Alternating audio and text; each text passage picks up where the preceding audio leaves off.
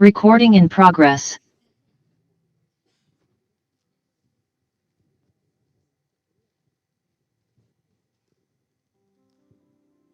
Haleluya, shalom Bapak Ibu Saudara kasih Tuhan. Kalau boleh saya minta untuk kita yang menggunakan masker karena saya harap dibuka ya. Karena kenapa? Kalau tanpa dibuka nggak kelihatan senyumnya untuk Tuhan. Sepakat ya? Sepakat ya, kita buka dulu ya maskernya ya. Sebentar aja. Iya, kalau memang dalam kondisi kurang baik ya tidak apa-apa, tetap digunakan masker. Setuju ya? Baik. Kekasih Tuhan, saya ingin menjawab kita dalam kasih Kristus Yesus. Shalom. Bagaimana kabar kita pada siang hari ini? Haleluya, puji nama Tuhan. Sebelum kita memasuki ibadah kita lebih dalam, teman-teman sekalian, saya akan menyampaikan beberapa informasi seputar POWI, yang mana pengumuman POWI pertanggal 26 Mei 2013. Yang pertama kami informasikan terkait saldo POWI. Tercatat pertanggal 26 Mei 2023 sebesar Rp1.331.000. Puji nama Tuhan, berikan kemuliaan bagi Tuhan. Haleluya. Kemudian untuk Bapak Ibu Saudara yang mengikuti ibadah ini baik secara Zoom maupun juga onsite di tempat ini, yang ingin menyalurkan persembahan bisa disalurkan lewat scan QR atas nama Ibu Marcelina Wulansari, dan juga kemudian bisa juga ditransfer lewat rekening bank. Nomor akun di situ di layar PowerPoint kita juga sudah tercatat di 25313970012 atas nama Ibu Marcelina Wulansari, Bank BCA. Berikutnya, tak henti-hentinya kami terus mengundang Bapak Ibu jemaat Tuhan di tempat ini untuk terus berkumpul, untuk terus bersama-sama dengan kami di tempat ini di POWI, untuk bisa kita tumbuh bersama di tempat ini. Puji nama Tuhan, ada sukacita Bapak Ibu Saudara. Haleluya. Terima kasih atas perhatiannya. Demikian informasi kami sampaikan. Shalom, Tuhan memberkati. Baik, saya mengajak kita semua Bapak Ibu Saudara untuk kita memasuki hadirat Tuhan. Kita persiapkan hati kita. Kita ambil saat teduh sejenak, pribadi lepas pribadi. Mari kita siapkan hati kita. Berbicaralah kepada Tuhan. Mungkin engkau berkata-kata lewat bibir mulutmu di hadapan Tuhan. Atau mungkin engkau berkata-kata dalam hatimu kepada Tuhan untuk mengungkapkan rasa syukurmu. Tuhan melihat hati. Tuhan melihat hati kita saat ini, teman-teman semua. Lupakanlah letih lesumu. Lupakanlah problem, masalah yang kau hadapi saat ini. Karena hari ini Tuhan berkata kepadamu, marilah kepadaku semua yang letih lesu dan berbeban berat, aku akan memberikan kelegaan kepadamu. Jika engkau percaya dan imani akan firman ini, maka percayalah, tak ada badai sebesar apapun yang tak mampu kita lewati bersama dengan Tuhan. Haleluya. Haleluya Tuhan. Terima kasih saat ini Tuhan, siang ini kami telah siap. Kami yang berkumpul di tempat ini, bahkan juga rekan-rekan dimanapun berada, di seluruh cabang MNC Vision Tower, yang mengikuti acara ini, yang mengikuti ibadah pada siang ini Tuhan. Bapa, urapi kami. Kami percaya Engkau tidak terbatas ruang dan waktu Tuhan. Engkau mampu menjamah kami pada siang ini. Kosongkan hati dan pikiran kami Tuhan, supaya sesungguhnya siang ini kami lapar, kami haus akan Engkau Tuhan. Kami mau memuji Engkau. Kami mau bersyukur di hadapan-Mu ya Tuhan kami.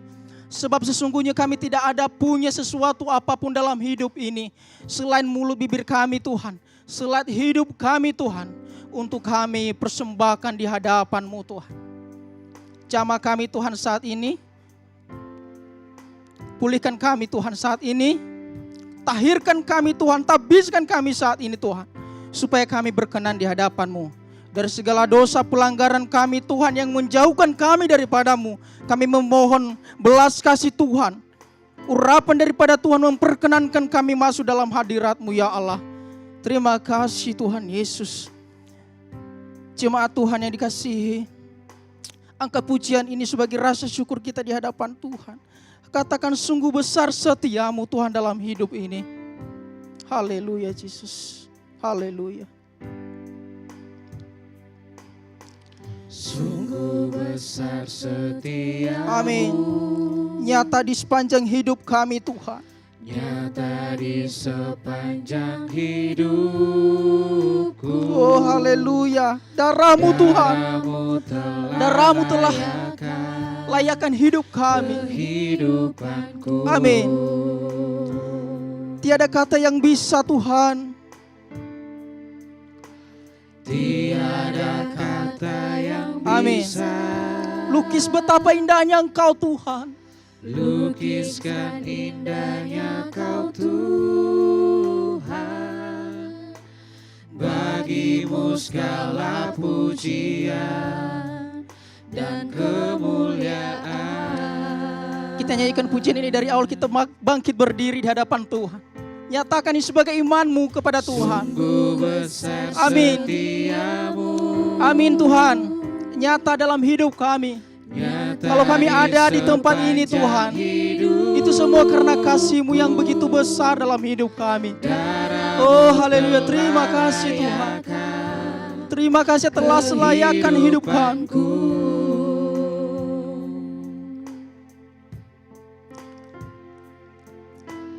Tiada kata yang bisa.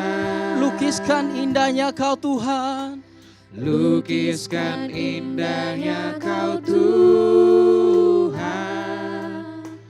Bagimu segala pujian. Amin. Dan kemuliaan. Katakan haleluya. Ku tinggikan Engkau Tuhan. Tinggikan Engkau Tuhan melebihi segalanya, lebih dalam ku menyembah dalam roh dan kebenaran selamanya.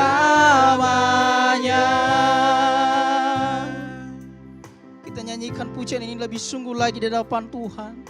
Katakan sungguh besar setia-Mu Tuhan. Haleluya.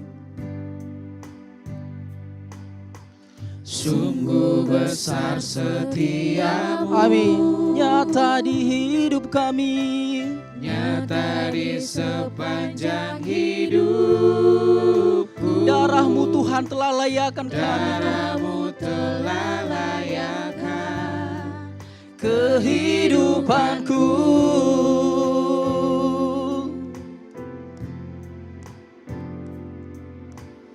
Tiada kata yang bisa. Haleluya. Lukiskan indahnya Kau Tuhan. Bagimu Tuhan. Bagimu Tuhan segala pujian kami Tuhan dan kemuliaan. Katakan ku tinggikan. Ku tinggikan Engkau Tuhan melebihi segalanya, lebih dalam ku menyembah dalam roh dan kebenaran. Katakan ku tinggikan Engkau Tuhan melebihi segalanya, lebih dalam ku menyembah dalam roh dan kebenaran selamanya.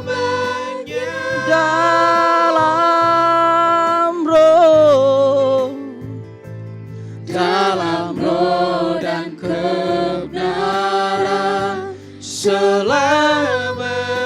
Dalam roh-Mu Tuhan, Dalam roh dan kebenaran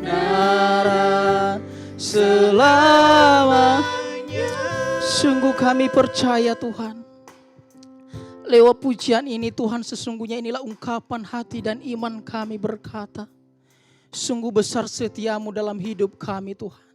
Dan itu kami Tuhan datang di tempat ini Tuhan, tidak lain selain untuk memuji bersyukur di hadapan-Mu Tuhan, atas penyertaan-Mu sepanjang hari-hari yang telah kami lewati Tuhan. Hingga boleh kami datang di tempat ini tanpa kekurangan satu apapun Tuhan. Bapa di surga, terima kasih. Sungguh kami sangat berterima kasih Tuhan Yesus. Haleluya Tuhan Yesus. Dan bila pujian ini Tuhan, lebih lagi kami mendekatkan di hadapan-Mu. Mendekatkan diri kami, mendekatkan jiwa dan roh kami Tuhan. Supaya kami sungguh menikmati hadirat Tuhan ada di tengah kami pada siang ini. Bapa di surga, datang di tengah kami dan berkarya, berfirmanlah atas hidup kami. Sebab kami telah siap untuk diurapi oleh Tuhan. Bagi kita siap untuk memuji dan diurapi oleh Tuhan, kita katakan amin. Haleluya, puji nama Tuhan. Bapak Ibu Saudara, masih ada sukacita? Haleluya, silakan duduk. Tuhan memberkati.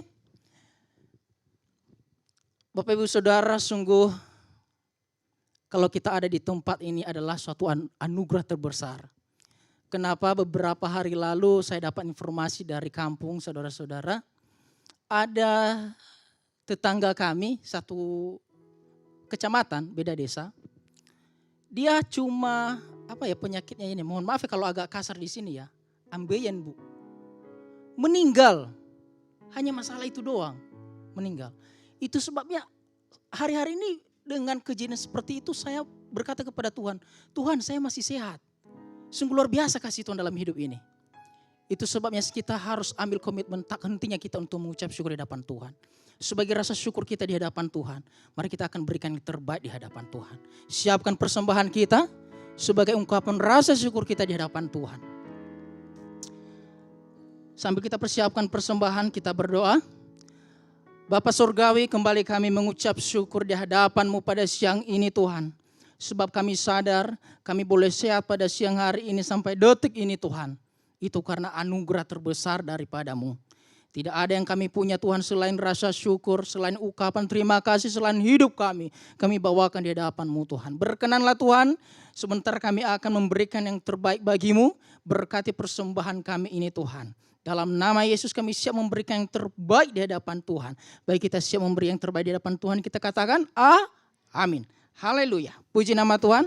Sambil kolektif persembahan dijalankan, kita angkat pujian, kita katakan di hadapan Tuhan. Tinggi, haleluya.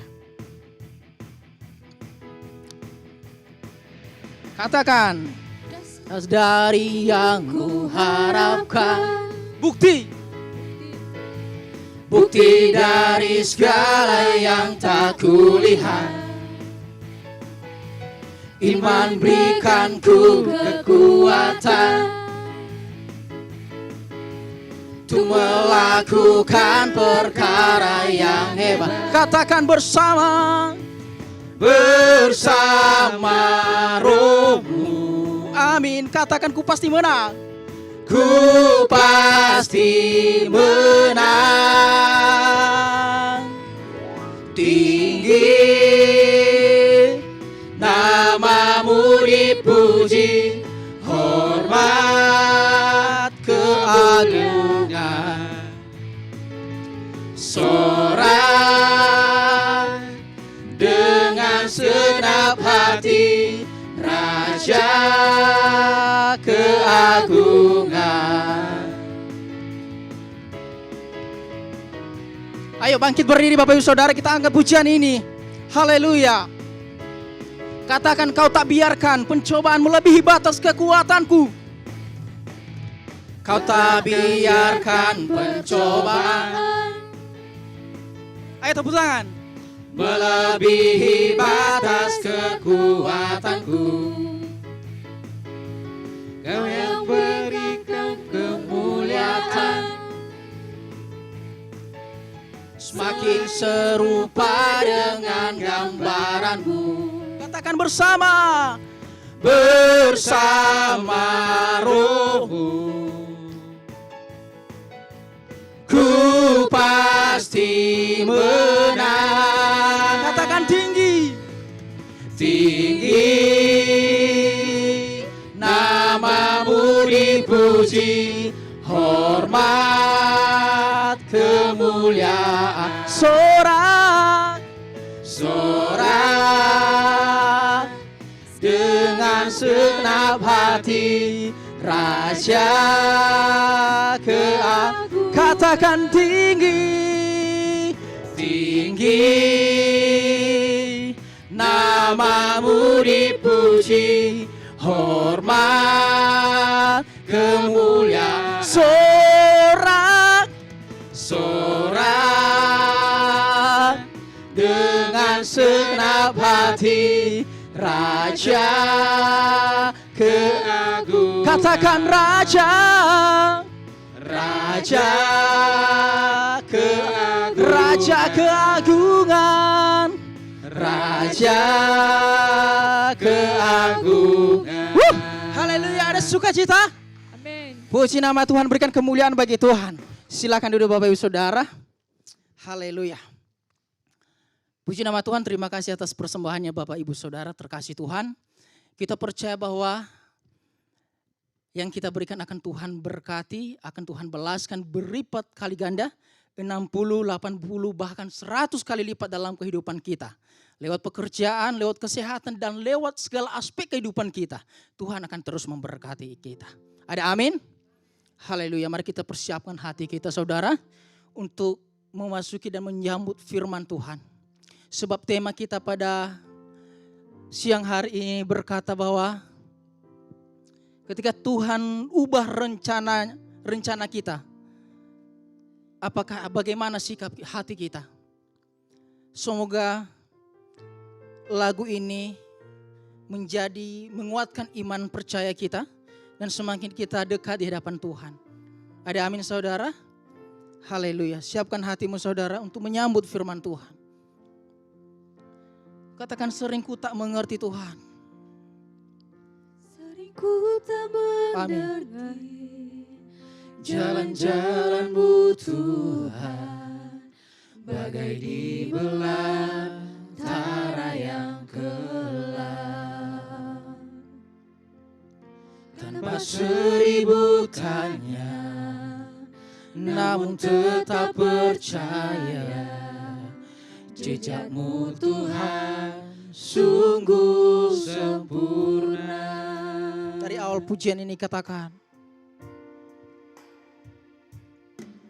sering ku tak mengerti jalan-jalan-Mu Tuhan, bagai di belantara yang kelam. tanpa seribu tanya, Tanpa seribu tanya, namun tetap percaya, jejak-Mu Tuhan sungguh sempurna. katakan ajarku memahami, ajarku memahami semua yang Kau ingini, agar hidupku puaskan hati-Mu. Bagimu aku rela sepenuh hati menghamba, serahkan diri, genapi karya-Mu. kita bangkit berdiri, kita angkat pujian ini dari awal lebih sungguh di hadapan Tuhan. Bahwa sesungguhnya seringkali kita tidak memahami rencana Tuhan dalam hidup. Akan jalan-jalan Tuhan. Tapi percayalah, rencana Tuhan jauh lebih baik dari rencana kita. Tatkala kita beranggapan ini pahit, sesungguhnya itu menyembuhkan kita. Tanpa seribu tanya, Namun kami tetap percaya Tuhan. Jejak-Mu Tuhan sungguh sempurna. Tuhan sungguh sempurna. Katakan ajarku memahami, ajarku memahami semua yang Kau ingini, agar hidupku puaskan hati-Mu. bagimu Bagimu Bagimu aku rela sepenuh hati menghamba, serahkan diri genapi karya. Katakan ajarku memahami, ajarku memahami semua yang kau ingini, agar hidupku puaskan hatimu. Bagimu aku rela sepenuh hati menghamba, serahkan diri genapi karya. serahkan diri, Serahkan diri genapi karya. serahkan diri. Serahkan diri genapi karyamu. Kembali kami datang ke hadirat-Mu ya Bapa, Bapa yang kami sembah melalui anak-Mu Yesus Kristus. Di tengah-tengah keletihan fisik kami, mungkin pikiran kami yang kami disibukkan dengan pekerjaan kami. Kami mengucap syukur kalau kami masih diberikan satu hati yang rindu untuk datang di tempat ini. Karena kami rindu untuk mendengarkan firman-Mu. Firman-Mu adalah pelita bagi kaki kami, terang bagi jalan kami. Dan firman-Mu lah yang dapat memberikan kami kekuatan baru setiap hari untuk kami mengarungi kehidupan ini sampai Engkau memanggil kami pulang ke rumah Bapa. Oleh karenanya Bapa, pada siang hari ini kami mohon Roh-Mu yang kudus mengurapi setiap kami yang ada di dalam ruangan ini untuk kami boleh menerima firman-Mu, kami boleh dicerahkan oleh firman-Mu, dan firman-Mu lah yang akan membuat kami semakin hari mengenal Engkau dengan benar. Pakai hamba-Mu sebagai alat di tangan-Mu Tuhan untuk menyampaikan kebenaran firman-Mu. Dan inilah doa permohonan kami. Roh Kudus menyertai kami sepanjang kebaktian ini.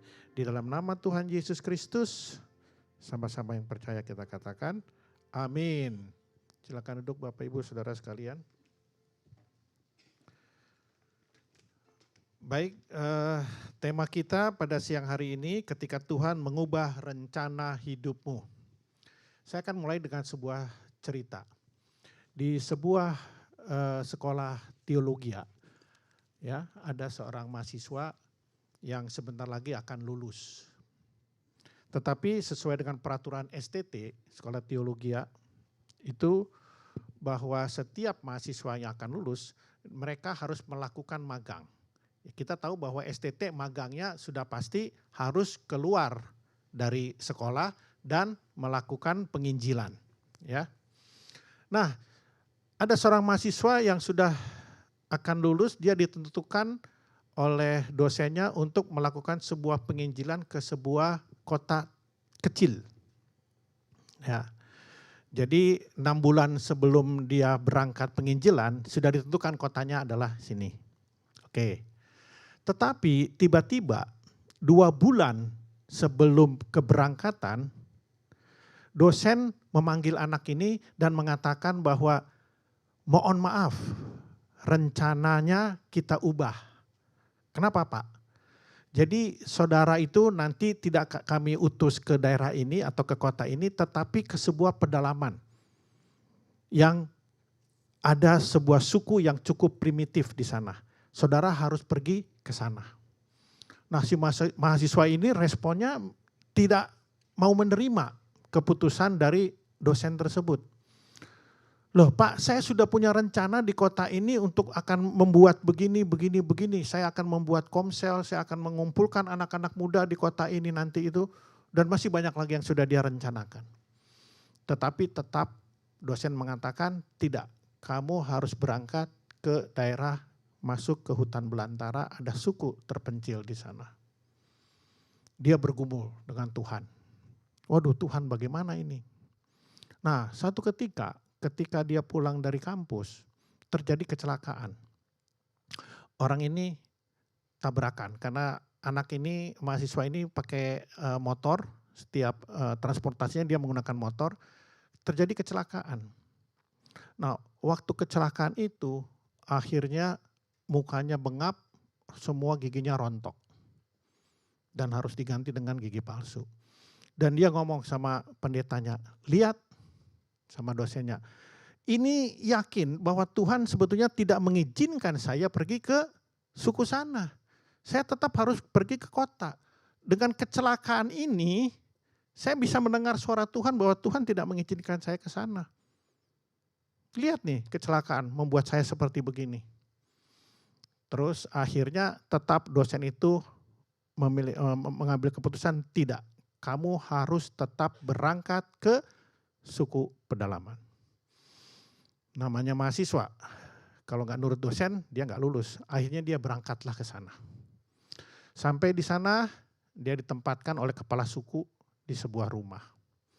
Kita tahulah, kalau udah masuk ke daerah sana, orang-orang yang seperti itu kita tahu kan, banyak kelompok-kelompok yang tidak suka sama orang asing yang baru datang. Ini orang mau ngapain? Karena misi ke sana tentunya bukan penginjilan dulu dong, ya kan? Nggak langsung penginjilan, tapi menjadi apa kek, kerja bersama-sama orang-orang di sana. Nah, beberapa kelompok orang-orang ini itu selalu memantau si mahasiswa ini. Setiap hari dipantau, bahkan setiap malam terus dipantau di mana dia tinggal. Ya. Nah, pada satu malam, ya, ketika orang-orang yang tidak suka ini, mereka merencanakan untuk membunuh si mahasiswa ini. Nah, pada satu malam ketika mereka memantau apa yang dilakukan oleh si mahasiswa ini setiap malam, setiap hari dia dipantau terus. Satu malam semuanya melihat sesuatu yang luar biasa terjadi. Apakah yang luar biasa itu? Nah, kita tahu si mahasiswa tadi ini kan kecelakaan. Semua giginya rontok. Dia harus pakai gigi palsu. Pas malam-malam dia mau tidur, dia harus gosok gigi. Dia copot itu giginya. Terus dia gosok. Semua orang yang di sana langsung terbelalak. Wah, ini bukan sembarang orang, ini adalah dewa. Dewa yang bisa mencopot giginya, katanya. Dan apa yang terjadi? Satu suku itu semua ditobatkan. Coba melihat bagaimana kita melihat rencana Tuhan dari mahasiswa ini. Sebuah cerita yang mungkin agak menggelikan. Tetapi kita bisa belajar dari cerita ini. Ya, dia sudah punya rencana untuk ke sebuah kota. Untuk melakukan ini. Tapi Tuhan bilang tidak.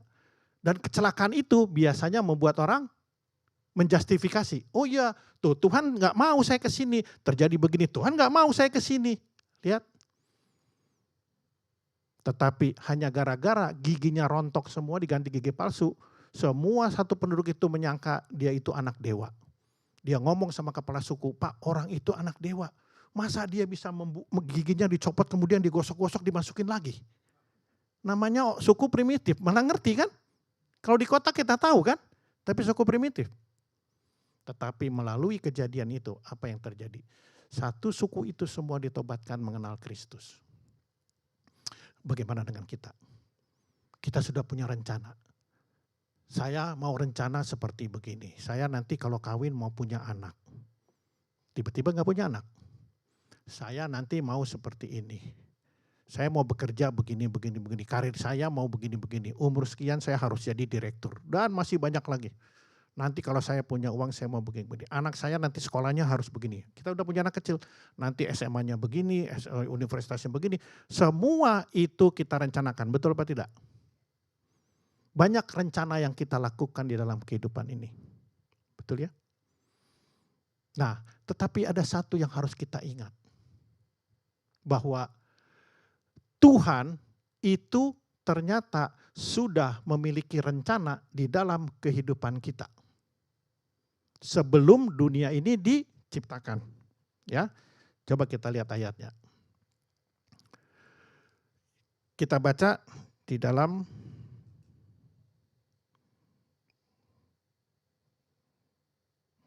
Dua Raja-Raja 19 ayat 25.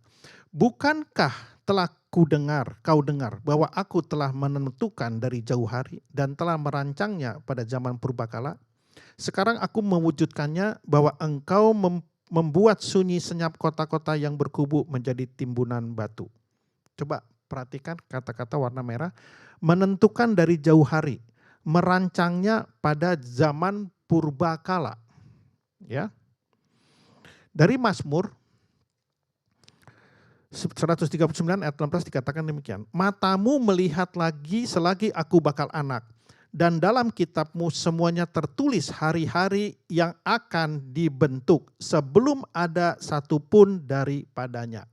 Perhatikan, semuanya tertulis hari-hari yang akan dibentuk. Setiap hari itu sudah ditentukan oleh Tuhan di dalam kehidupan kita sebelum segala sesuatu ada. Sebelum Tuhan menciptakan kita, menciptakan bumi. Kemudian Yesaya 25. Ya Tuhan, Engkaulah Allahku, aku mau meninggikan Engkau, mau menyanyikan syukur bagi nama-Mu, sebab dengan kesetiaan yang teguh Engkau telah melaksanakan rancangan-Mu yang ajaib yang telah ada sejak dahulu kala. Jadi Allah sebetulnya sudah memiliki satu rancangan, satu rencana di dalam kehidupan kita sebelum kita dilahirkan. Jadi kasarnya begini, ekstrimnya. Tuhan sudah merancangkan pertemuan ini dan pada tanggal 26 Mei 2023 saya yang giliran berkhotbah di sini itu sudah dirancangkan Tuhan sebelum Dia menciptakan muka bumi ini. Contoh ekstrimnya seperti begitu. Jadi segala sesuatu yang terjadi di muka bumi ini sudah dirancangkan oleh Tuhan. Masih banyak ayat yang bisa saya tampilkan, tapi tidak mungkin saya tampilkan semua. Bahkan katanya kapan salju turun, kemarin ada tsunami di Aceh, kemudian kemarin hujan, berapa hari yang lalu hujan di rumah saya, itu sudah dirancangkan sebelum Dia menciptakan langit dan bumi. Jadi ada hal pertama yang kita perlu tahu bahwa rencana Allah sudah ada di dalam kekekalan. Artinya sebelum kita diciptakan. Itu harus kita mengerti yang pertama. Ya. Kemudian yang kedua, bahwa rencana Allah tidak akan pernah gagal. Kita lihat ayatnya. Kok nggak keluar ya?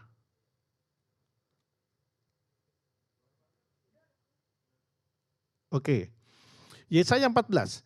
Tuhan semesta alam telah bersumpah firman-Nya, sesungguhnya seperti yang kumaksud demikianlah akan terjadi. Dan seperti yang kurancang demikianlah akan terlaksana. Itulah rancangan yang telah dibuat mengenai seluruh bumi. Dan itulah tangan yang teracung terhadap segala bangsa. Semesta alam telah merancang. Siapakah yang dapat menggagalkannya? Tangannya telah teracung, siapakah yang dapat membuatnya ditarik kembali? Jadi rencana Allah tidak akan pernah gagal. Cerita tadi membuktikan rencana Allah tidak pernah gagal. Tetapi di mata manusia, coba lihat responnya si mahasiswa tadi. Bahkan sesuatu terjadi, dia mengatakan itu rencananya Allah untuk supaya dia tidak pergi ke suku yang primitif. Cerita tadi, ada satu cerita yang mirip di dalam Alkitab. Kira-kira cerita siapa? Ada yang tahu? Yunus. Persis ceritanya Yunus. Disuruh ke Niniwe untuk menobatkan satu kota, dia tidak mau. Sudah tahu kan kenapa dia nggak mau? Ada yang tahu? Kenapa? Apa? Iya, itu memang bebal. Tapi tahu nggak kenapa? Karena Yunus keluarganya dibunuh oleh orang-orang Niniwe. Jadi dendam dia. Makanya kalau baca Yunus itu, Tuhan, dia menyesal kan kalau dia ini. Tuh kan, lu jadi nobatkan mereka kan. Yang harusnya lu musnahkan kan. Dia pengen Tuhan memusnahkan. Karena apa? Dia tuh dendam. Keluarganya dibunuh oleh bangsa Niniwe. Dan kenapa lewat ikan paus? Ikan besar. Tahu kenapa? Karena suku Niniwe mendewakan ikan. Itu semua sudah dirancangkan Tuhan. Ya. Oke. Lihat berikutnya. Kok enggak keluar ya? Oke. Mazmur 33 ayat 10-11. Tuhan menggagalkan rencana bangsa-bangsa, Ia meniadakan rancangan suku-suku bangsa, Tetapi rencana Tuhan tetap selama-lamanya, rancangan hatinya turun-temurun. Nggak kebaca semua di situ ya. Tapi bisa kita tahu bahwa rencana Tuhan tetap selama-lamanya. Yang pertama, poin pertama adalah Tuhan sudah memiliki rencana dan rancangan di dalam kehidupan kita sejak sebelum Dia menciptakan bumi. Yang kedua, rencananya yang sudah di-set sebelum Dia menciptakan kepada kita semua tidak akan pernah gagal. Jadi Tuhan punya rencana kenapa seseorang lahir tahun sekian, tanggal sekian, sudah ada. Kenapa seseorang lahir di keluarga seperti begini, sudah ada semuanya. Dan Tuhan memiliki satu tujuan. Bahkan yang saya sudah sering katakan di forum ini, ya, Tuhan punya rencana kalau saudara ada di tempat ini, ya, cari tahu rencananya. Nah, sekarang pertanyaannya kita semua,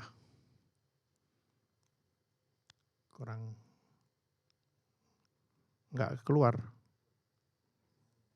Oke, mengapa Tuhan mengubah rencana hidup kita? Nah, kita harus mengerti ada beberapa hal. Kenapa Tuhan mengubah rencana hidup kita? Yang pertama, masih juga belum. Tuhan sedang meminta perhatianmu. Ya, Yakobus 4 ayat 13-15. Jadi sekarang, hai kamu yang berkata, hari ini atau besok kami berangkat ke kota Anu. Di sana kami akan tinggal setahun dan berdagang serta mendapat untung. Sedang kamu tidak tahu apa yang akan terjadi besok. Apakah arti hidup ini? Hidupmu itu sama seperti uap yang sebentar saja kelihatan lalu lenyap. Sebenarnya kamu harus berkata, jika Tuhan menghendakinya, kami akan hidup dan berbuat ini dan berbuat itu. Jadi kenapa Tuhan kadang merubah rencana hidup kita? Yang pertama, Tuhan sedang meminta perhatian kita. Saya kasih sebuah ilustrasi. Di sebuah bangunan bertingkat yang sedang dalam konstruksi, ya, udah pernah cerita, yang pernah dengar mungkin cerita ini ya. Itu pekerja di bawah sibuk melakukan pekerjaannya. Kemudian ada mandor di atas, ya. Nah, si mandor ini mau memanggil anak buahnya. Dia udah teriak-teriak gak didengar. Akhirnya dia lempar uang 20 ribuan. Terus si pekerja ngambil. Wah, rezeki hari ini lumayan. Besok dilempar lagi 50 ribu. Diambil lagi. Wah, rezeki hari ini. Terus besoknya karena dia tidak lihat-lihat ke atas, apa yang dilakukan oleh mandor? Dilempar batu. Tak, kena kepalanya. Seketika itu kepalanya kena batu, apa yang terjadi? Dia langsung lempar ke atas. Siapa yang melempar? Betul apa enggak? Ya, baru dia lihat, oh mandornya, saya dari kemarin mau nyari kamu, mau ngasih tahu kamu, tolong lakukan ini. Itu ambil ember di sana, bikin kesini. Jadi kadang-kadang kita seperti si mandor, ketika kita mendapat berkat dari Tuhan, kita lihat ke atas enggak? Cuma bilang, Tuhan terima kasih, selesai. Sama kayak tadi, oh rezeki hari ini. Begitu kan? Tapi pernahkah kita bertanya, apa rencanamu Tuhan terhadap rezeki yang saya dapatkan? Pernahkah ketika kita dinaikkan posisi kita, jabatan kita naik? Pernah nggak kita bertanya, apa rencanamu Tuhan?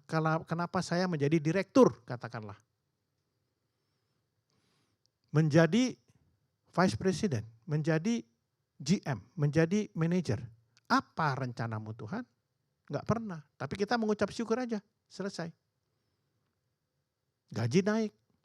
Apa rencana Tuhan dengan kenaikan gaji ini, pendapatan saya? Pernah bertanya? Mungkin enggak. Tapi ketika Tuhan melemparkan batu, melemparkan masalah, merubah rencana kita dalam hidup ini, baru kita bertanya sama Tuhan. Baru kita menoleh kepada Tuhan. Jadi poin pertama, kenapa Tuhan kadang merubah rencana hidup kita untuk sedang meminta perhatian. Pay attention to me, kata Tuhan.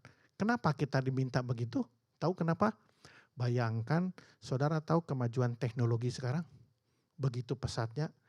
Dan itu mempengaruhi budaya, cara berpikir. Dan semua orang sibuk hanya kepada pekerjaan. Betul? Nah, ini saudara banyak yang belum menikah. Nanti saudara menikah, apakah saudara yang perempuan yang belum menikah ini akan diam di rumah jadi berumah tangga? Enggak. Enggak mungkin lagi. Bu Siska, Bu Tina, harus bekerja. Sekarang suami dan istri harus bekerja untuk bisa hidup di zaman sekarang. Zaman orang tua saya, enggak ada. Bapak saya doang yang kerja. Ibu saya, anak 8. Enggak kerja ibu saya, rumah tangga. Sejak dia kawin. Sebelum kawin biasanya memang bekerja. Ya. Ibu saya sebagai bidan. Pada saat kawin, ya ditinggalkan kerjaan di rumah sakit. Harus ngurusin anak, anaknya 8. Tapi tidak perlu, bisa hidup, bisa berpendidikan. Tapi zaman sekarang, suami istri bekerja terus. Nah, kalau sudah punya anak, bagaimana kita mengajar anak kita mengenal Tuhan? Suaminya capek, istrinya capek, pulang malam, Sabtu Minggu, gini udah. Suami istri yang kerja udah begini, pengennya gak mau diganggu sama siapa-siapa. Betul apa enggak? Yang belum kawin aja begitu, Sabtu Minggu sekarang udah begini. Iya kan? Anak saya pulang kerja itu udah ini, langsung Sabtu Minggu tuh rasanya enak gitu. Dengan kesibukan ini kita kadang-kadang sudah tidak memperhatikan apa kehendak Tuhan di dalam kehidupan kita. Bahkan kita memiliki rancangan-rancangan, rencana-rencana hidup sendiri. Tadi ayat ini mengatakan sebenarnya kamu harus berkata jika Tuhan menghendaki. Artinya apa? Libatkan Tuhan di dalam setiap rencana kita. Itu yang pertama. Yang kedua, kenapa Tuhan merubah rencana hidup kita? Karena Tuhan punya rencana yang lebih indah. Ya, indah di sini harus dilihat dari dimensi Allah dan bukan dari dimensi manusia. Pertanyaannya, kenapa rencana Tuhan lebih indah? Yang pertama, karena rencana Tuhan selalu lebih baik. Sehebat-hebatnya kita merencanakan sesuatu, melalui pengalaman kita, melalui kekayaan kita, melalui pendidikan kita yang sudah doktor, insinyur apapun. Rencana Tuhan pasti lebih baik. Ya, Yeremia 29 ayat 11. Sebab aku ini mengetahui rancangan-rancangan apa yang ada padaku mengenai kamu. Demikianlah firman Tuhan, yaitu rancangan damai sejahtera dan bukan rancangan kecelakaan untuk memberikan kepadamu hari depan yang penuh harapan. Rencana Tuhan selalu lebih baik dari rencana kita. Ini enggak jelas ininya ya. Oh, masuk ke atas dia. Oke, yang berikutnya. Kenapa rencana Tuhan lebih indah? Rencana Tuhan selalu bernilai kekekalan. Pengkhotbah 3 ayat 11 mengatakan demikian. Ia membuat segala sesuatu indah pada waktunya, bahkan ia memberikan kekekalan dalam hati mereka. Tetapi manusia tidak dapat menyelami pekerjaan yang dilakukan Allah dari awal sampai akhir. Setiap rencana Tuhan di dalam hidup kita selalu memiliki nilai kekekalan. Dari contoh tadi cerita saya tadi, mahasiswa STT tadi, lihat nilai kekekalan apa yang kita dapat dari sana? Banyak orang yang bertobat untuk mengenal Kristus. Tetapi Tuhan harus merubah dulu rencana si mahasiswa tersebut. Ya. Yang ketiga, kenapa rencana Tuhan lebih indah? Karena Tuhan selalu menyelesaikan rencananya. Filipi 1 ayat 6. Akan hal ini aku yakin sepenuhnya, yaitu Ia, huruf besar, yang memulai pekerjaan yang baik di antara kamu akan meneruskannya sampai pada akhirnya pada hari Kristus Yesus. Jadi kenapa lebih indah? Karena Tuhan selalu menyelesaikan rencananya. Nah, apa yang ditangkap dari ayat ini? Bahwa kita ini semua sebetulnya hanya alat di tangan Tuhan. Yang bekerja siapa? Tuhan. Ini makna dari ayat ini. Dan Tuhan yang akan menyelesaikannya. Ketika Tuhan mau menobatkan satu bangsa Niniwe, satu kota Niniwe, dia memakai siapa? Yunus. Dan dia akan melakukan apapun untuk supaya orang Niniwe bertobat. Bahkan harus merubah rencana si Yunus yang memberontak. Ya. Kemudian yang berikutnya, kenapa rencana Tuhan lebih indah? Rencana Tuhan kadang tidak nyaman. Ya. 1 Petrus 4 ayat 12. Saudara-saudara yang kekasih, janganlah kamu heran akan nyala api siksaan yang datang kepadamu sebagai ujian. Seolah-olah ada sesuatu yang luar biasa yang terjadi atas kamu. Sebaliknya, bersukacitalah sesuai dengan bagian yang kamu dapat dalam penderitaan Kristus, supaya kamu juga boleh bergembira dan bersukacita pada waktu Ia menyatakan kemuliaannya. Jadi jangan heran kalau ada rencana kita itu berantakan semua dan bahkan mendapat sebuah atau sesuatu kejadian yang tidak mengenakan kita. Sama seperti kasus si mahasiswa tadi. Dia harus dioperasi dan semua giginya rontok. Karena kecelakaan motor. Tuhan izinkan terjadi. Tetapi ada enggak rencana yang indah yang sedang dirancangkan Tuhan? Ada. Satu suku primitif bertobat semua dan mengenal Kristus. Nah, ini yang kedua. Kenapa Tuhan merubah rencana hidup kita? Yang ketiga, kenapa Tuhan merubah? Tuhan ingin kita mempercayai Dia. Dikatakan di sini, Yohanes 13 ayat 7. Jawab Yesus kepadanya, apa yang ku perbuat engkau tidak tahu sekarang, tetapi engkau akan mengertinya kelak. Amsal 3 ayat 5 dan 6. Percayalah kepada Tuhan dengan segenap hatimu dan janganlah bersandar kepada pengertianmu sendiri. Akuilah Dia dalam segala lakumu, maka Ia akan meluruskan jalanmu. Dari Yohanes 13 ayat 7, kita dapat tangkap bahwa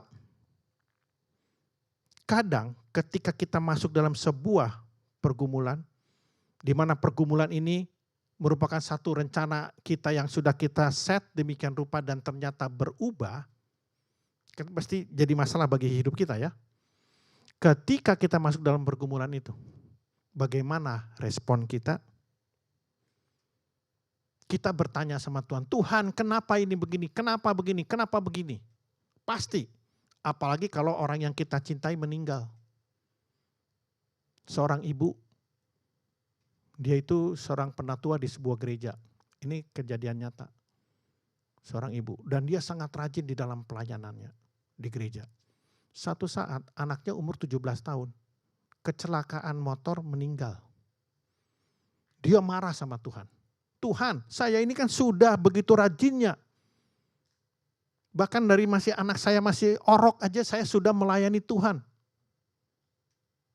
Dia paling rajin di gereja dan dia selalu mengikuti semua kegiatan aktivitas pelayanan di gerejanya. Dan salah satu orang yang paling rajin di hadapan banyak jemaat. Tetapi ketika anaknya meninggal umur 17 tahun, itu umur produktif. Apa yang dia lakukan? Dia komplain sama Tuhan. Tuhan kenapa ini? Kenapa ini? Pada saat itu mungkin dia tidak mengerti kenapa Tuhan membunuh anaknya. Tanda kutip membunuh. Mengizinkan terjadi seperti begitu. Kadang pun kita seperti itu. Kadang kita masuk dalam pergumulan. Kadang kita komplain sama Tuhan. Komplainnya begini, kenapa Tuhan? Semua bangsa Israel ketika keluar dari tanah Mesir, semuanya komplain. Isinya kenapa, kenapa, kenapa. Kenapa harus begini, kenapa harus begini. Kenapa kita nggak di Mesir? Makanannya enak. Walaupun jadi budak. Mereka nggak tahu pada saat itu di dalam padang belantara. Kita ini ada di dalam padang belantara. Kadang kita tidak mengerti kenapa sesuatu terjadi dalam hidup ini. Dan biasanya nanti terjadinya kita tahunya setelah beberapa lama. Dikatakan di sini, apa yang ku perbuat, kunya itu besar. Engkau tidak tahu sekarang, tetapi engkau akan mengertinya kelak. Ketika si ibu ini komplain, akhirnya dia menerima, bisa bertahun-tahun menerima, dia membuat sebuah buku. Dan bukunya ternyata itu banyak dibaca orang. Dan ada orang-orang yang bertobat gara-gara bukunya dia. Lihat, waktu dia kejadian, dia tanya sama Tuhan, kenapa begini? Tapi kita gak pernah mengerti. Satu saat ada waktunya Tuhan akan membuka kenapa harus begini. Bapak saya mati muda, umur 59 tahun, udah meninggal. Anak-anaknya 8, bayangin, ibu gak pernah kerja. Ada gak rencana Tuhan? Ada. Ketika saya masuk ke dalam perusahaan ini, tahun 2006, ada gak rencana Tuhan? Ada. Ketika saya keluar, tahun 2011, ada gak rencana Tuhan? Ada. Semua apapun yang terjadi dalam hidup kita ada di dalam rancangan Tuhan. Ya. Jadi apa yang harus kita lakukan? Dikatakan di sini trust him. Coba lihat gambar di sebelahnya. Ya. God has the most amazing plan for you. Yang kita harus lakukan trust him. Kemarin hari Selasa kita ada persetujuan doa sama Bu Siska. Ibu Siska bertanya, Pak, bagaimana kalau misalnya kita sudah melakukan ini, tapi seolah-olah kok nggak ada jalan yang kelihatan. Kok seolah-olah nggak ada, tapi kita sudah lakukan ini semua. Itu gimana Pak? Jawaban saya cuma satu, trust him. Itu waktunya kita mempercayai Tuhan. Dan coba kita bandingkan dengan orang-orang di sekitar kita. Ada orang yang seperti begini, kok tetap bisa dihidup dia? Kenapa kita harus takut? Kenapa kita harus khawatir? Tapi Tuhan mau kita trust him. Percaya saja kepada Tuhan. Percayalah kepada Tuhan dengan segenap hatimu. Nah ini yang susah nih, Amsal 3:5-6. Dengan segenap hatimu dan janganlah bersandar kepada pengertianmu sendiri. Akuilah dia dalam segala lakumu, maka ia akan meluruskan jalanmu. Nah ini pertanyaan kemarin Bu Siska, jawabannya di Amsal 3 ayat 5 dan 6. Gimana kalau kita sudah lakukan semuanya, tapi kelihatannya kok nggak ada tanda-tanda. Trust him, percayalah kepada dia dan jangan mengandalkan pengertianmu sendiri. Nah sekarang apa inti pengajaran dari apa yang sudah kita dengar saat ini? Yang pertama, tolong balikin lagi.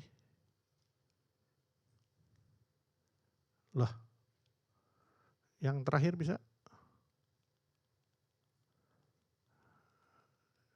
Apa inti pengajarannya? Ya, yang pertama, hidup ini akan selalu berada di dalam rencana Tuhan. Tadi ayat yang pertama saya sudah jelaskan di sana. Bahwa Tuhan sudah merancangkan kehidupan kita sebelum Dia menciptakan kita. Sudah ada rencananya. Dari setiap saudara pun kalau hadir di sini itu dalam rencana Tuhan sebelum Dia menciptakan langit dan bumi. Yang kedua, apa inti pengajarannya? Mari kita merespon masalah dari dimensi Allah dan bukan dari dimensi manusia.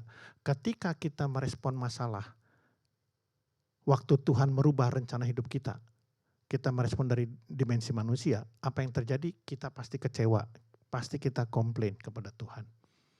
Dan yang paling repot itu sampai levelnya tertinggi kita putus asa, kita bunuh diri. Ini yang paling mengerikan. Ya. Jadi responi masalah dari dimensi Allah dan bukan dari dimensi manusia. Yang berikutnya, inti pengajarannya adalah jangan tinggalkan, hidup harus selalu berada di waktunya Tuhan dan caranya Tuhan. Jadi waktunya Tuhan, caranya Tuhan. Waktunya bukan waktu kita. Caranya juga bukan cara kita. Ya. Waktunya Tuhan. Waktu Abraham disuruh membunuh anaknya. Dia tetap mau taat. Sampai kapan? Sampai dia mengacungkan pisau hampir membunuh anaknya baru Tuhan bilang, stop, sudah cukup, aku menguji imanmu. Itu waktunya Tuhan. Bukan sebelum dia berangkat ke Gunung Moria, Tuhan sudah kasih tahu, nanti akan ada pengganti dari anakmu. Bukan.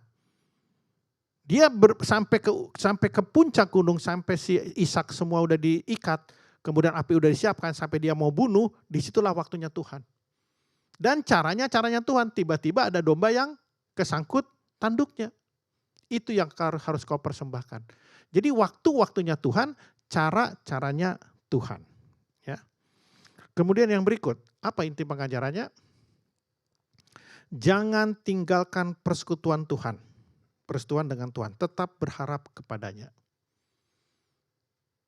Jangan tinggalkan persekutuan dengan Tuhan. Maksudnya jangan tinggalkan waktu-waktu kita dengan Tuhan secara pribadi. Entah pagi, entah malam. Dan juga ada persekutuan oikumene wisma indovision. Jangan ditinggalkan. Rajin-rajin datang ke sini untuk mendapatkan firman Tuhan. Ya. Dan yang terakhir adalah pergumulan satu-satunya cara Allah menyiapkan kita masuk dalam kerajaannya. Jadi kalau saudara mau bertumbuh di dalam pengenalan yang benar, ya, bukan hanya dengan membaca Alkitab, tidak. Orang baca Alkitab belum tentu bisa tumbuh. Orang rajin ke gereja belum tentu bisa tumbuh. Orang rajin mengikuti persekutuan belum tentu bisa tumbuh. Satu-satunya hal yang membuat orang lebih cepat bertumbuh adalah pergumulan, permasalahan. Jadi kalau saudara masuk dalam permasalahan, apa yang saudara harus lakukan? Puji Tuhan. Terima kasih kalau saya sudah masuk dalam pergumulan. Karena tidak ada satu orang pun yang tidak memiliki masalah di muka bumi ini, betul? Gak ada satupun yang gak punya masalah. Di dalam ruangan ini pun gak ada satu orang pun yang gak punya masalah. Berarti masalah itu bukan masalah dong. Yang jadi masalah apa? Bagaimana kita merespon masalah. Apakah kita merespon dari dimensi Allah atau dari dimensi manusia. Jadi ketika ada orang terjun dari lantai 18, itu dia merespon masalah dari dimensi manusia. Ya. Jadi orang nggak punya masalah ketika dia pindah rumah. Kemana rumahnya? 2 kali 1 meter. Nah, disitulah orang nggak punya masalah. Bahkan orang di dalam ICU pun masih punya masalah. Dan bikin masalah lagi. Betul nggak? Keluarganya harus nunggu setiap malam, duit banyak terus. Itu masalah itu bagi ini. Mertua saya mau meninggal 8 bulan di ICU. 8 bulan di ICU, bisa bayangin nggak? Utang ke rumah sakit udah kita nggak sanggup bayar. Sampai rumah sakit bilang, udah jangan lagi di sini. Karena Bapak udah nggak bisa bayar lagi, pindahkan dari rumah sakit ini. Tulis surat utang, tulis saya surat utang. Pindahin mertua saya ke rumah sakit pemerintah. Bikin masalah udah di ICU. Iya kan? Jadi pengennya kan orang ICU langsung pindah CU. Dari ICU ada sebelahnya itu CU. Nah, itu kalau orang Kristen CU. Kalau non Kristen nggak bisa bilang CU, betul nggak? Karena kita nggak akan ketemu lagi kan kalau orang non Kristen. Tapi orang Kristen kita harus ngomong apa? CU. Di mana? In heaven. Ya. Jadi kiranya apa yang kita sudah dengar pada siang hari ini, bahwa ketika Tuhan merubah rencana hidup kita, walaupun itu tidak nyaman, pasti ada sesuatu yang Tuhan inginkan. Ya, ada 3 hal. Mungkin Tuhan ingin kita memperhatikan Dia di tengah-tengah kesibukan kita. Kita udah terlalu sibuk sama pekerjaan di kantor. Terlalu sibuk dengan rencana-rencana yang indah, yang semuanya nilainya sementara. Tuhan mau merubah atau mengambil perhatian, pay attention kita kepada Dia. Terus yang kedua tadi apa? Yang kedua apa?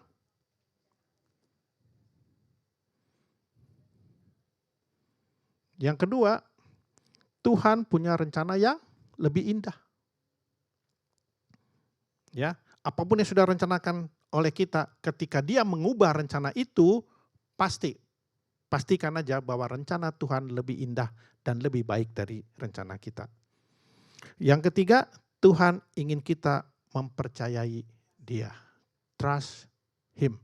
Jadi kalau saudara sudah punya rencana, tiba-tiba Tuhan merubah rencana hidup saudara, Tuhan hanya mau Anda memiliki iman kepada Dia.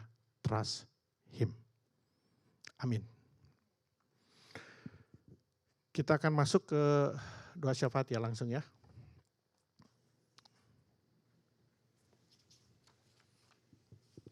Oke.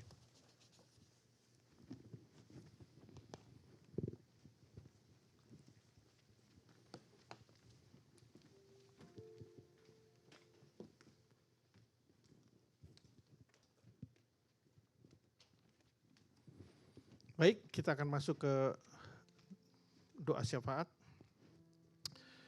Bapa di dalam surga, tidak henti-hentinya kami mengucap syukur atas berkat-Mu yang melimpah dalam kehidupan kami. Terlebih pada siang hari ini kalau kami masih diizinkan dengan kesehatan tubuh kami untuk kami boleh mendengar firman-Mu, sehingga ini dapat menyehatkan tubuh rohani kami pada siang hari ini. Biarlah firman yang sudah hamba-Mu tabur menjadi rema di setiap hati dari jemaat di tempat ini Tuhan. Hamba-Mu hanya bertugas menuangkan air ke tempayan. Biarlah Tuhan yang merubah air menjadi anggur. Bapa dalam surga, siang hari ini kami mengucap syukur atas setiap kehidupan yang sudah Kau berikan kepada kami. Kami juga berdoa atas pelayanan yang sudah dilakukan oleh POWI. Setiap pribadi lepas pribadi yang sudah mengambil bagian di dalam pelayanan ini, Engkau yang memberkati mereka, untuk mereka jangan hanya melakukan pelayanan ini sebagai sesuatu yang rutinitas, tapi biarlah hati mereka meluap-luap dengan penuh semangat karena mereka membutuhkan kebenaran firman-Mu. Dan biarlah itu menjadi akibat mereka melayani di tempat ini. Kami juga berdoa untuk Bapak Haritanu Sudibyo, sebagai owner, sebagai chairman dari grup ini Tuhan, Engkau yang menyertai dia, memberikan hikmat, dan juga kepada seluruh keluarganya, dan juga seluruh pemimpin-pemimpin yang telah ditempatkan olehnya di seluruh perusahaan di bawah grup ini Tuhan. Berikan mereka hikmat untuk mereka melakukan seluruh pekerjaan, tugas, dan tanggung jawab mereka dengan baik dan benar sesuai dengan kehendak-Mu. Kami juga berdoa untuk Bapak Hari Susanto sebagai Presiden Direktur dari MNC Vision dan K-Vision, dan juga seluruh jajaran BOD yang mendukungnya. Berikan mereka hikmat sehingga otoritas yang mereka dapatkan dari Engkau sebagai seorang pemimpin, mereka mempergunakan sesuai dengan kehendak-Mu dan bukan karena keinginan daging mereka Tuhan. Sehingga mereka dapat menjalankan segala tugas mereka dengan baik dan dapat melakukan kepemimpinan mereka kepada seluruh bawahannya dengan benar. Kami juga berdoa untuk Live Channel dan Pijar TV, kiranya menjadi alat di tangan-Mu untuk menyebarkan kebenaran firman-Mu, sehingga banyak orang yang bertumbuh di dalam pengenalan yang benar akan Engkau. Kami juga berdoa untuk pengurus POWI, khususnya Ibu Siska sebagai penasehat, Pak Iwan sebagai ketua, dan juga seluruh pengurus yang lain yang terlibat di dalam pelayanan ini. Berikan mereka hati yang selalu rindu untuk mengenal Engkau, dan sebagai akibatnya mereka melakukan dan melayani pekerjaan-Mu di tempat ini. Berikan mereka kesehatan, hikmat dalam mengembangkan pelayanan ini Tuhan. Kami juga berdoa untuk setiap karyawan MNC Vision yang dalam keadaan sakit, mungkin yang tidak bisa hadir ke tempat ini dengan satu dan lain hal. Berikan mereka tetap berkat-Mu yang melimpah. Apabila ada yang sakit, biarlah Engkau yang memberikan kesembuhan, pemulihan kepada mereka. Kami juga berdoa untuk bangsa Indonesia yang sedang mengalami satu masa-masa yang cukup berat, di mana 5 tahun yang lalu kami merasakan bahwa situasi di negara ini begitu panasnya. Kami memohon untuk tidak lagi terjadi di dalam pemilu tahun 2024 ini Tuhan. Jangan biarkan bangsa ini pecah hanya gara-gara satu ideologi. Tapi biarlah melalui semua ini kami mendapatkan satu pemimpin yang bijaksana, pemimpin yang Engkau rancangkan untuk memimpin bangsa ini menjadi bangsa yang besar. Untuk itu kami berdoa untuk Bapak Jokowi dan Pak Maruf Amin sebagai Wakil Presiden. Berikan hikmat kepada mereka semua Tuhan.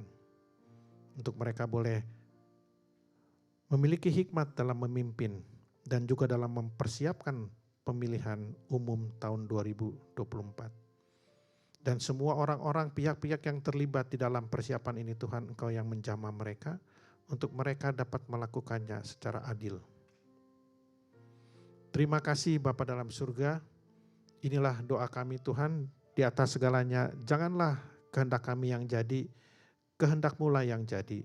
Dan ajar kami ketika permohonan doa kami atau jawaban doa kami tidak sesuai dengan keinginan daging kami, ajar kami mengerti itu Tuhan.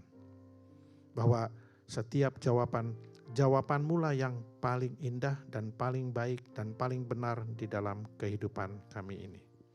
Terima kasih Bapak, inilah doa kami yang kami naikkan atas nama Tuhan kami Yesus Kristus yang telah mengajarkan kami bersama-sama berdoa.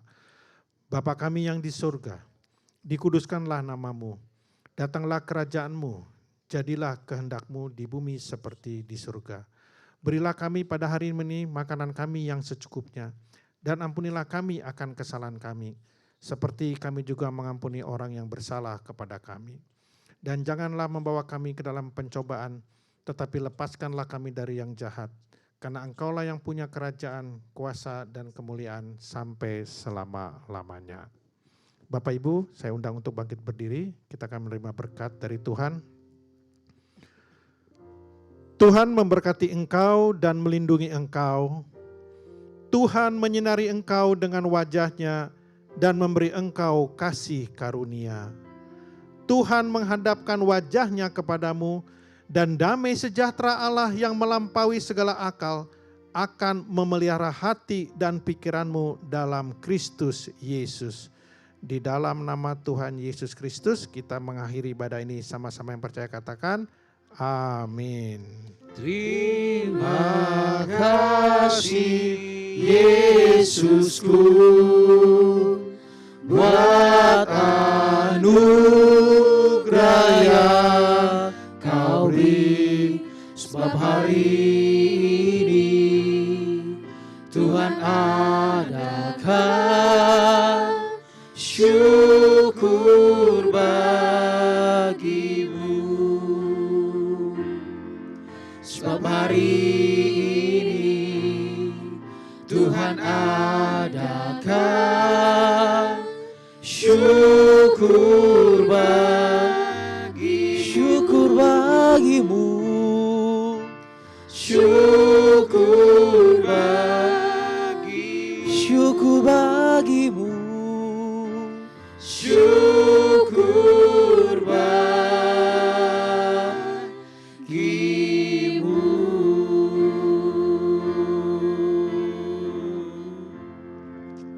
Puji nama Tuhan, ibadah kita telah selesai. Tuhan memberkati.